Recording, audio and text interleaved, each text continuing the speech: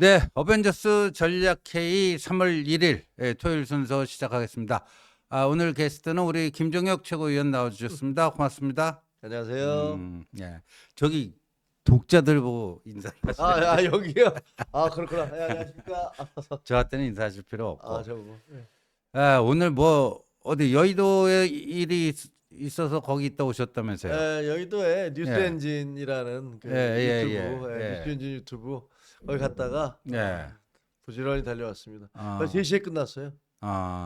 지금 저 3.1절 저 여의도에는 그 세이브 코리아가 주최하는 반탄 집회가 열리고 있고 또 광화문에서는 정광훈 목사가 주최하는 또 반탄 집회가 맞아요. 열리고 있고 그죠. 또 이제 저쪽 좌파 쪽도 오늘 총 결집해서 또 찬탄 집회를 하는 것 같은데 야, 이 3.1절이 그 1919년 3.1절은 그 3.1 운동의 정신이 이 통합도 있는 거 아닙니까? 3.1절에는 예, 맞습니다. 예. 온 국민이 다 같이 똘똘 뭉쳐서 그렇죠. 일제 어떤 식민지 지배에 맞서서 그 네. 총칼 앞에서 맨몸으로 저항했던 것이 3.1 정신 아니겠습니까? 그렇죠. 그때는 뭐 좌우가 따로 있었던 것이 아니고 우리 모두 대한민국 국민이라는 거, 한민족이라는 것, 그리고 어떤 그때 당시에만 해도 자유민주주의 개념이 그렇게 많지는 않았었지만 적어도 일본 제국주의가 잘못됐다라는 것들, 이런 것들에 이제 함께 맞섰는데 그로부터 106년이 흘렀습니다. 그 후손들인데 저희들이 그분들의 후손들인데 3.1절 행사 자체가 좌우로 갈라지고 그리고 또 무슨 약간 종교 집회 비슷한 느낌이 들어요. 글쎄요. 그래서 이제 나뉘어 있는데 저는 공교롭게도 오늘은 하필이면 여의도에서 또 이 그 광화문으로 오게 되니까 여의도에서 그 집회하는 거 봤거든요. 네. 비가 추적추적 내리는데 집회를 하고 있었고 그다음에 이제 오늘 또 여기 광화문에 와 보니까 이 광화문 주변에 여기 소소문 있는데도 네. 그 동원된 차들 있잖아요. 버스가 관광 버스들로 완전히 관광버스 도배를 해놨더라고요. 지금 저 이제 어벤져스 스튜디오 예. 주변에도요. 예. 그 관광버스들이 그냥 즐비합니다. 맞습니다. 예. 그래갖고 많이들 이제 동원돼서 오신 모양이에요. 아마 전국에서 동원되어서 오신 것 같아요. 그래서 참 어떻게 보면 좀 마음이 좀 그렇죠. 별로 그렇게 좋지 않습니다. 3.1절에 이렇게 극심한 국론 분열, 좌우 세대결 이런 것들이 진정한 3.1 정신, 3.1 운동 정신과는 좀 동떨어져 있는 거 아니냐. 그날 우리는 남녀노소 좌우 할 것 없이 그러니까요. 뭐 모든 지역과 정파와 종교를 초월해서 대한독립 만세를 외쳤고 네. 이 3.1절이 왜 중요하냐면요.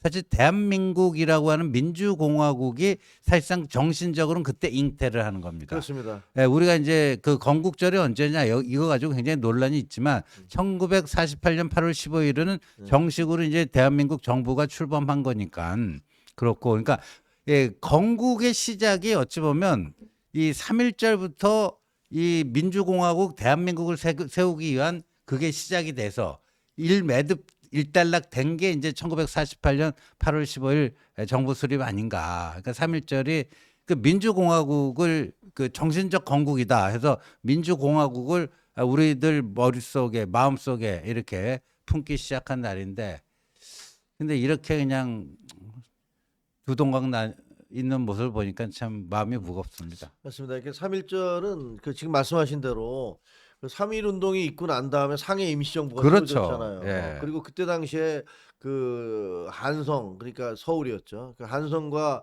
그 전국적으로 8개인가의 임시정부가 세워졌어요. 네. 그 상해 임시정부를 맞습니다. 비롯해서 예. 곳곳에서 이제 3.1 운동을 보면서 우리나라도 이제 왕정 체제가 완전히 끝나고 그렇죠. 새로운 민주공화국을 세울 수 있겠구나. 다른 나라들처럼. 네.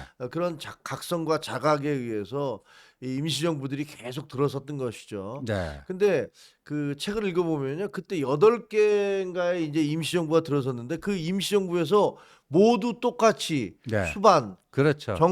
그 정부 수반이라든가 음. 대표로 뽑은 인물이 한 명 있어요. 딱 한 명 있죠. 딱 한 명 있습니다. 이승만. 이승만 전 대통령입니다. 그러니까 이승만 전 대통령을 그 모든 분들이 이 그 정부 수반으로 뽑은 거예요. 그것만 봐도 그때 당시에 이승만 대통령의 그 독립 지도자로서의 어떤 위상, 위치 이런 그렇죠. 것들을 알 수 있는데 나중에 좌파들이 이승만 대통령은 뭐 그 미국에 가서 설렁설렁 놀기만 했고 네. 그다음에 뭐 독립운동한 게 어. 없다라고 이런 식으로 주장했던 건 새빨간 거짓말인 새빨간 거죠. 거짓말이죠. 심지어는요. 나중에 이승만 대통령이 45년에 귀국을 하잖아요. 예, 예. 해방되고. 그때 박헌영의 남로당이 음. 그 인민공화국을 그렇죠. 만들어요. 예. 예. 근데 그 인민공화국의 수반도 예, 이승만 박사를 올려놓은 거예요. 그러면서 그때 성명을 제가 봤는데 민족의 무슨 지도자이시고 독립운동의 뭐 누구인 이승만 그 박사 드디어 귀국하시다. 네. 우리가 인민공화국이 이 사람을 그 수반으로 모셨다. 그렇죠. 이렇게 올려놨을 정도로 좌파나 우파나 가릴 것 없이 그렇죠. 전부 이분을 이렇게 독립운동가로 추앙을 했었는데 나중에 좌파들은 이런 과거를 깡그리 무시하면서 그 독립운동을 한 사실이 없다. 이승만 박사는 이런 식으로 조작과 왜곡을 하게 되죠. 그렇죠. 그리고 뭐 한 가지 좀 단신인데 뭐 좀 팩트 체크 차원에서 그 얼마 전에 중국 대사관에 난입하려다가 경찰에게 제지된 40대 남성 있지 않습니까? 캡틴 아메리카. 캡틴 아메리카로 예, 저기 유명. 나오네요. 예.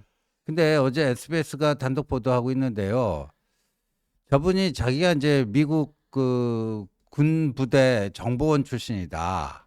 뭐 CIA 이런 데하고도 모종의 CIA 블랙 요원이다. 네, 맞아요. 예. 그래서 자기 그 미군 시절에 미국 군대에 있을 때 그 신분증 같은 것도 주변 사람한테 보여주고 나 이런 사람이다 했나 봐요. 네. 근데 그 신분증이 가짜였대요. 그러니까 저는요 저걸 보면서 예. 야, 대한민국이 이렇게까지 어리숙한 사회였나라는 걸 생각을 그러니까요. 하게 돼요. 저 사람이 처음에 그 어디야 스카이 데일리인가? 스카이데일리의 계엄의 날 수원에 있는 선거관리연수원에서 99명의 중국인 해커를 한미 공동작전으로 체포를 해갖고 오키나와로 이송시켰다. 예. 그 취재원이 저 사람이에요. 저 맞아요. 캡틴 아메리카요. 아메리카였다는 건 안모 씨잖아요. 네, 안모 저 씨, 사람이. 안모 씨. 근데 지금 제가 재밌는 게 저 예. 사람이 그 관저 앞에서 시위를 할 때 예. 미군 복장을 하고 있었다는 거예요. 예. 그러니까 스카이 데일리에서 찾아와서 당신 뭐냐 그러니까 아. 나 미군 출신이다. 어. 그러니까 그러냐 그럼 미군 정보 많이 알고 있겠네. 예. 아니 미군이라 그래서 미국 정보를 많이 합니까? 무슨 4대주의자도 아니고. 아. 그래서 연락이 시작됐다는 거예요. 그랬더니 저 사람이 나는 사실 그 단순한 미군이 아니고 나는 모사드의 비밀 요원이었다. 이스라엘 모사드의 비밀 요원이었고 그 다음에 CIA의 블랙 요원이었다. 블랙이라는 게 뭐 비밀 요원이죠. 그렇죠. 블랙 요원이었는데 이게 트럼프 때 블랙 요원이었는데 바이든이 그 집권을 한 다음에 내가 행방불명 처리돼서 잘렸다. 이런 식의 거의 만화 같은 얘기잖아요. 만화 같은 얘기죠. 만화 같은 얘기를 하면서 그 사람들에게 접근했는데 예. 이 스카이 데일리라는 곳 이게 보면 무슨 어떤 특정 종교와 연관돼 있다라는 의혹을 받고 있는 곳이잖아요.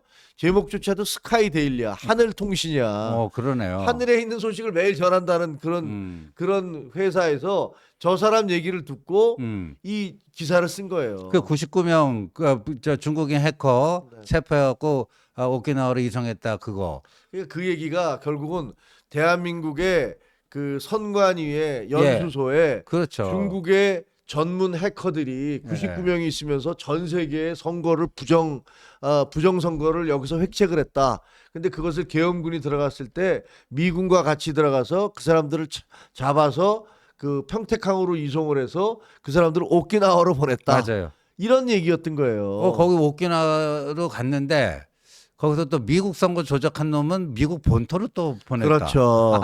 그래서 심지어는 어떤 사람은요, 네. 우리 어떤 무슨 모 정치인은 그걸 확인한답시고 오키나와를 갔다는 거 아닙니까? 뭐 정신이 갔대요 갔다는 거 오키나와에. 아니에요. 그거 핑계 대고 놀러 간 거 아니에요? 그게 말이 되겠습니까? 어쨌든 갔는데 뭐 말이 될 리가 없잖아요. 네. 근데 그 소스가 문제는 저 소스를 가지고 그 그러니까요. 신문이 나온 걸 가지고 지금 이제 이 여의도에서 떠들고 있는 전한길 씨. 예. 전한길 씨가 그것이 마치 사실인 것처럼 맞아요. 그걸 막 떠들어대고 심지어는 저 얘기를 누구야 대통령의 변호인단이 배진남 변호사. 헌법재판소에서까지 얘기를 한 거예요. 그러니까요. 참 창피한 아니 노릇입니다. 이게 도대체가 무슨 대한민국이 만화도 아니고 저 네. 사람이 저렇게 옷을 입고 다니는 거 뭐 캡틴 아메리카 복장하고 다니는 거 보면 저 사람의 머릿속 세계가 어떻다는 것들을 뭐 우리가 들어가 보지 않아서 모릅니다만 전반적으로 뭐가 조금 이상하구나라는 아니, 생각이 좀 뭐 들잖아요. 그냥 간단히 얘기하면 망상증 증세가 있는 환자분이죠. 그래서 망상증 그러니까 환자라고 뭔가 봐야 좀 되는데, 이게 좀 이상한 생각을 하는 것 같다라는 예, 느낌이 드는데 그 사람의 얘기를 듣고 기사를 쓰고 그 기사가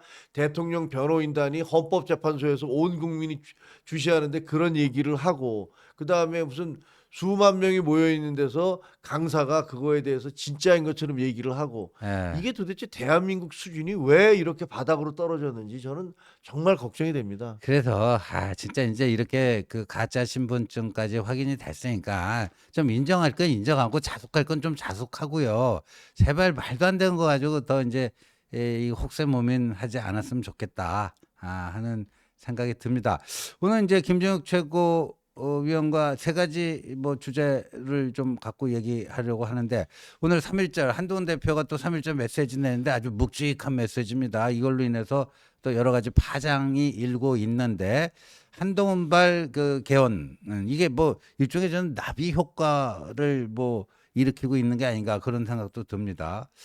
그 점 좀 살펴보고요. 두 번째는 어제 대구가 고향인 두 잠룡 여권 잠룡 김문수와 홍준표와 김문수 둘이 나란히 한 행사에 참석을 했고 끝나고 나서 또 기자들과의 일문일답도 같이 했는데 이 TK 목장의 결투가 시작되는 거 아니냐 뭐 이런 또 분석이 나오고 있습니다.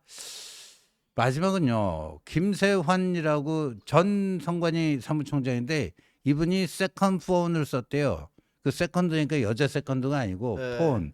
예. 근데 핸드폰을 2개를 썼다 이거죠. 핸드폰을 두 개를 썼는데 이 세컨 폰을 가지고 정치인들과 좀 부적절한 커뮤니케이션을 한 게 아닌가 해갖고 이게 또 논란의 소지가 되고 있습니다. 이 점도 좀 살펴보도록 하겠습니다. 자, 여러분들 보시면서요 좋아요 많이 눌러주시고 오늘도 많은 응원 부탁드립니다. 자, 저희는